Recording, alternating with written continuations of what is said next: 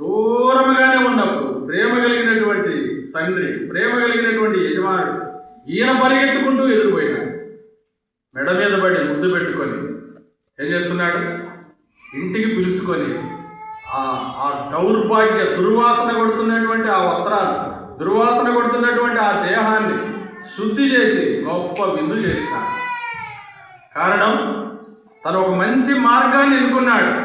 అంతకుముందు ఎలా ఎన్నుకున్నాడు? చెడు మార్గాన్ని ఎన్నుకొని చెడిపోయిన వాడిగా ఉన్నాడు. దోషములు కలిగి, పాపము కలిగి, నెమ్మది లేకుండా ఉన్నాడు. మంచి మార్గాన్ని ఎన్నుకున్నాడు. మంచి మార్గాన్ని ఎన్నుకుంటే, మంచి మార్గంలో పోతుంటే యజమానుడైనటువంటి మన తండ్రి, రక్షకుడైన ప్రభువైన యేసుక్రీస్తు ఆయనే పరిగెత్తుకుంటూ వచ్చి తను ముద్దు పెట్టుకుంటూ ఉన్నాడు. ఎలాంటి పరిస్థితుల్లో? దుర్వాసన, దౌర్భాగ్యమైనటువంటి స్థితిలో ఉన్నట్టు. అయితే ప్రియమైనటువంటి సహోదరి, ఇంకొక ఆయన్ను ఏం చేస్తున్నాడు?